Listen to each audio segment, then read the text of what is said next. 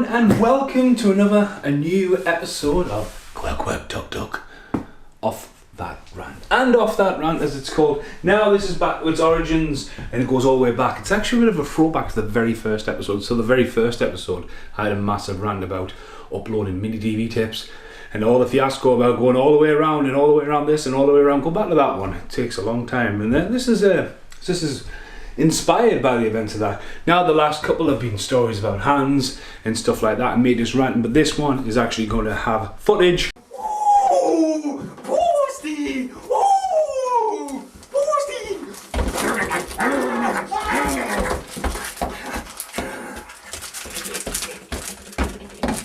I wondered why that light wasn't working. There's no light bulb in it. Brilliant. Yeah, we're going to have footage in this one.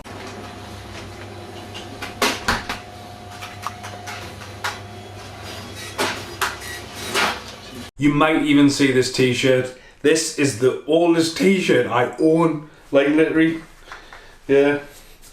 Still going. Still going. Now this is inspired off one tape. Technically two. You say technically two. Is it one tape or two? Technically two. And you'd be watching it and you go, oh yeah, that, and then all of a sudden I'd be like, whoa, what the fuck? I don't even remember filming that. Now, if you just watched the first one and you paid attention and I said go back and watch the first one and then come back to this, that's what you should have done. Basically, tape uploading takes ages. And the strain on my laptop broke my laptop. And then my camera broke within 24 hours. That has appeared down the channel. I was absolutely devastated. All I wanted to do was go through all this footage and just preserve it somehow and just, you know what, I've seen shit I don't even remember fucking filming. I'm like, what the fuck is that? Who is that? There was one where it was my cousin's borrowed a tape, maybe or something, and it's been taped over, so all of a sudden I was like, who's that there? And it's my little cousin Amy just wandering around. I mean, Amy's just travels around the world, air stewardess these days, and I was like, who's that little kid? And I was like, it's our Morgan. I was like, my god, it was just so freaky, like, you know what I mean? It was just inner slices, you know, you go off to someone else, then all of a sudden there you go, it's Amy and Morgan again. You're like, what the fuck is this holiday going on? Anyway, off that rant. There's one of the tapes I found recently and it had some very early music video edits, stuff where I was get used to edit. I love video editing, and especially the music. I don't do it enough because it takes ages, it gets stressful, and again, when I look back, get off that rant, Stephen. What I was saying was, I saw this really old cut and it ended with some really old fuzzy shit. Shit you go like, oh, it looks good when you're young, but you're like, not that footage, that filter, not that effect. And then I was like, my god, look at this video footage that's about to play. And that, not now what I'm saying, but I was like, whoa, I totally fucking forgot about this.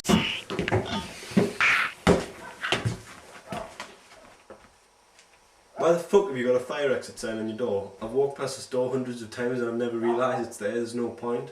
So it was me and Jack. It was a bit of a skit. It was 2 takes, little thing. Ended up on the end of a video. And yeah, that was like, you know, that was cool. Me and Jack doing this little skit. And I was like, oh, right, cool. At least it's preserved somehow, even though it's got the shitty filter over the top. And then about 3 or 4 tapes later, after I listened to Ned from Bill Podmore's Nose talk for an hour, then his son talk for 40 minutes on other tapes, you know what I mean? All going into the archive and all off that rant. Then, this next tape. And this next tape was well old. I'm saying this is like borderline nearly 20 years old, this footage. And the whole tape was uploaded. And I got glimpses as I was like, fucking hell. And then when I started going through it, you know what I mean, and preserving stuff, naming stuff and all that, I'm like, fucking hell. Like, it's just, fuck. I mean, I'm happy at how well preserved the footage has come out, do you know what I mean? Even though in this video it will be properly boxed and sliced at the side, but you know what I mean? You've got to go what works. Next time, break into his house, steal everything he's got. He doesn't live there no more, his orange fucking green-headed freak lives there. We'll do the fucker anyway, what the fuck?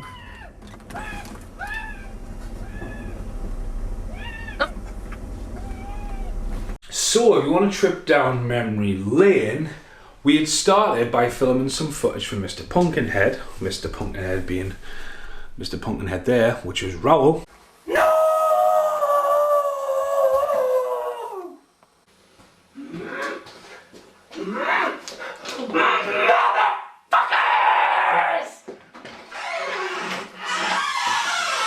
Motherfuckers! We did that. And basically, Raoul went out to play football, and we said we'll catch up later on. Now, me and Jack weren't really into football.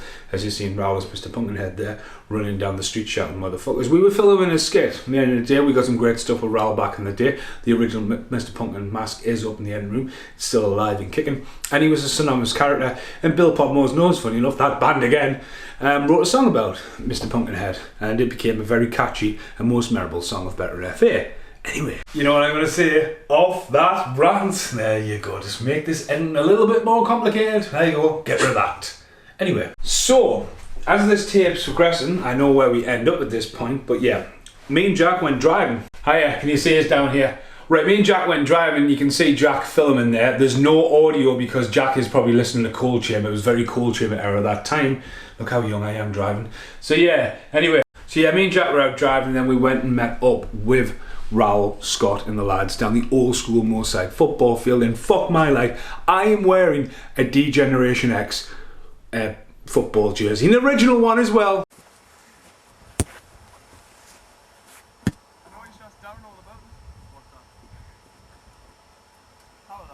Break it down! I don't care if my neighbours are looking for, because you know what, it's better than fuck all. Quack, quack. Okay, the attitude there. But yeah, like the lads were playing football down there. Scott's wearing this stripy top, and I'm just wandering around. The camera's there, and everyone's just like, right, we can't concentrate on playing football.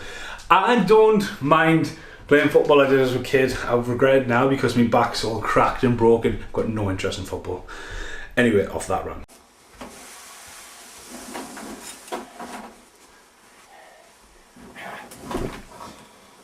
So the Pumpkinhead storyline was never picked up. Not long after that, Raoul moved away, then he moved to Spain, you know what I mean, that's a different chapter. We're getting there, we're running away, but anyway. Hello? What's going on? What is on my face? Hello? Hello? This is another video. Hello? Hello? So yeah, we never got to finish filming that skit. It did obviously transcend into the Bill Podmore's Nose music video, and we tried to pick it up years later when we did the Long Jog Dangly Cock, My Does Phone Just Beeped Cock series. Long Jongly. Happy birthday, Cooper. It's your 30th anniversary shout out. Long Jock Dangly Cock series. Wow! Trip down memory lane.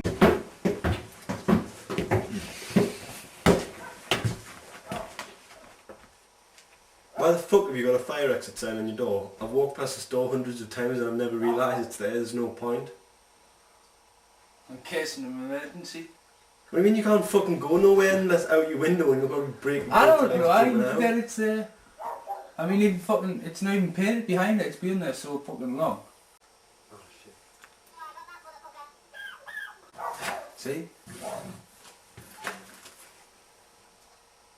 Okay, so we get back to the house and we're looking for something to film, me and Jack, and there's a bit of a crossover here coming because, like, at the time I was living with my mum and Morris being my stepdad, and on the door I had a fire exit sign, which I probably got off net from the old pubs and stuff like that, and I'd painted the door and I was going to paint the door again, so there's a bit where I'm like, you know, like fire exit sign, I've got that evil look in my face like, Now, I'm not going to lie to you, this video will end with a bit of pain, but it's not going to end in pain right now because, again, me and Jack, when we were really young, Jack was very inspiring to push me into directing, and we were all about getting into editing and stuff like that at the time, and we were thinking about skits. So the obvious skit is, don't need this fire exit sign, what you going to do with it?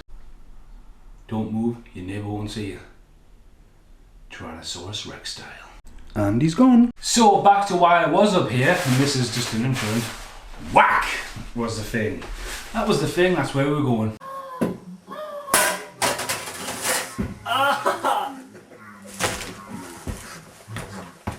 Fucking dick. So yeah, the fire exit sign broke.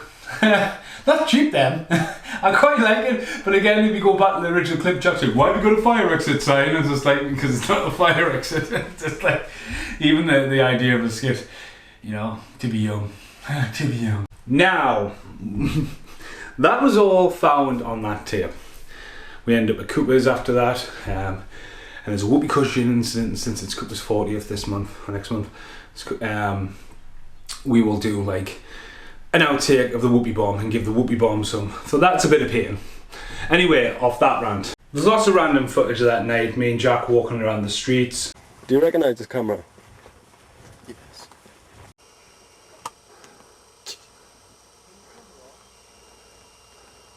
Yeah, and it cut Jack up the wall. But going back to when I hit Jack in the head with the sign, what's very interesting is, at the time, we were in a clip filmed, I think 2 or 3 days previously, but obviously not 2 or 3 tapes previously. And if you look in the background, you can see the ominous orange wall of Raoul's kitchen, which is seen, motherfuckers, with the pumpkin head at the very start. Get the light bulb reference? So as I just made this video even more wacky but weird but wonderful, the clip in question is, at that time we were doing a lot of panning, in which I do not recommend anybody doing any panning. Yes, my windows are still open, and there goes another neighbour, T-Rex style. Did you hear that noise? Bang. I'm not talking about an actual pan. Similar, it was like a dog dish. It was actually Sam, not me bro, Sam. Sam's dog, Raoul's dog, called Sam. But yeah, anyway, picked it up one day, bang, and it became a thing. You know, bang, everyone's getting pan. Piercing, bang. There's definitely a pan video down the line. Shows from the worst to the best, and never do it again, because I got hit so bad with a pan. I was like, never doing that again. Ever. Now, if again going back to Raoul here, Raoul's filming, Jack's in a chair, and I pan Jack, and Jack's like, oh, I got that motherfucker. and Raoul just starts singing, I think it's DMX, you know, up being here, oh, I think off my memory, it's imprinted there, oh, I got that motherfucker, and he goes, like that. Oh, that's my best reference to fuck me. But yeah, it always sounded hilarious, speeded up, like me and Jack loved. Oh, I got that motherfucker. Up in here, up in here. Now, Jack gets his revenge straight away. I'm just going to play the clip and then I'll explain. This absolutely knacked. Still feeling the aftertaste.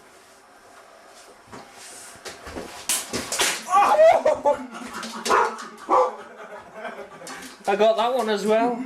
That's right, Jack whips me like Indiana Jones, whipping for his life to save his life, with a washing line. And it's, you know, it's not a bloody rope washing line, it's got the metal inside of it, and it's proper whoosh. That is one of the most painfulest things, because he hit me in my lower back, down my leg, and down the right side of my leg, all the way. That whip, and that's me just trying to get away. My whole body was just in absolute spasticated mode. I was like, my body didn't know what to do. Like, my body just says, get away from it, and like, the whipping sound. So yeah. So yeah, that was an interesting tip, and it's been really cool to do this actually, because like, again, when I started doing and off that rants, it's great to just vent, and if you want to watch it, but when I vent and it's something down the past as well, and you find a reason to resurrect some of this footage that's just been lost in tapes. I mean, a lot of the footage that you've seen here has never seen the light of day in 20 years, like this t-shirt. You know what I mean? But again, it's just, you look back and you look at life now, and I just totally appreciate it. So yeah, I'll see you in the outtakes. Now who's smiling? Now who's smiling? Now who's smiling? Now who's smiling? You ready? Okay, so hopefully it's in killing the boredom, so it's it's there. So we are talking early 2000s with this. Now I've got my childhood friends, which are Jack, and then my school friends like Pearson, Raoul, Scott, Darren, Chambers, Kieran, and all that circle. And as I moved into work, I met the likes of Casper, Rich, and Richard introduced me to Cooper. Now, that's from all the way from South Shields. In concept, there are big, far places apart, and this is before social media. So again, it's like text messaging if you're lucky, and trying to organise stuff and making friends with people. Funny enough, long story short, I met Brit, and she's from South Shields. You know what I mean? It's such a small world. So I've got so much love and so much history in the South Shields area, especially when it comes to filming. And one night, this is very early on as well, we were at Stedman's house, and you can see Stedman, you know, he's got all this nostalgia going on there. I think there's a Charlie Chaplin figure, there's a Spider-Man's just coming out, you know what I mean? There's this massive fucking eye of Spider-Man in the background, and what was so funny about this, Cooper has a mint fresh roll of pain, but the golden thing about Cooper is he's comical genius. He's just absolutely so dry and so senseless that he's just fucking a world of... I don't see enough of the guy, I don't see enough of Rich just because they live that far away. I mean, if Rich had said, do you want to move that way, I probably wouldn't have obliged to it, you know what I mean? I probably wouldn't have went, right? You know, here comes another error of Cooper and Stitch. So, anyway, it is just an everyday whoopee cushion. An everyday whoopee cushion. And what was so great about this whoopee cushion, right, is the fact that it's boom!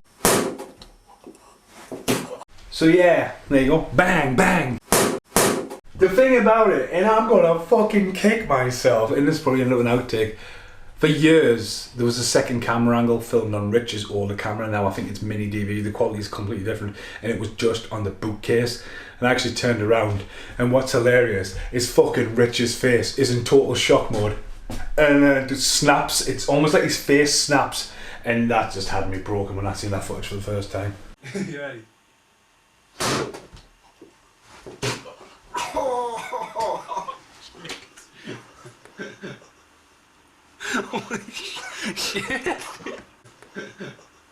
And hopefully that is now in this video. As I say, I'm sure it made the bonus features of Killing the Boredom, so it's been preserved there somewhere. But I've been Stephen Monkey Mason. This has been a mini trip down memory lane. I wasn't going to do any filming tonight, you know what I mean? I was like, right, do I get the light out? I'm using natural light, I've got neighbours looking at us. And I just thought, you know what a trip. And this entire rant's just been inspired off that one tape, sort of two tapes, you know what I mean? But again, it's kind of like that reservation. And again, the bit where I didn't have, when the laptop broke and I fucking went to eject the tape and the fucking camera broke, I was like, what the fuck? Like, what a nightmare that was, you know what I mean? The laptop has been brilliant since the tournament. It's a very old laptop, but it's got the Firewire technology built in. And when you take that away now, if it wasn't for a massive shout out to John, Britt's stepdad, to like sort of not only fix the laptop, I mean I had to buy a second camera, but like the technology and like programs, do you know what I mean? Like, what's Firewire? What's a Firewire? What's a tape? You know what I mean? It's just like, it's getting to the point now, where's the USB spot? It's all like thing, it's like a different era. So some of that footage you've seen there is literally 20 years old. And like, I mean, as I said there, Cooper's 40 next year, and when I first met Cooper, I think Cooper was 21. So yeah, like a lifetime ago. I've been Stephen Monkey Mason. Thanks for watching. Goodbye for now. Oh, the mustard's hot. Oh, class, how you getting? Happy now? I am like. Was that good for you, Coop? Oh, it's good for me, like eating a hot dog next to death. That's some funny shit happening.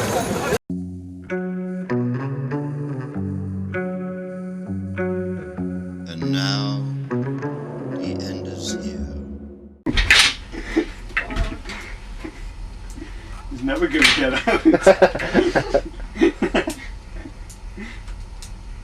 Should we let him out? Yeah?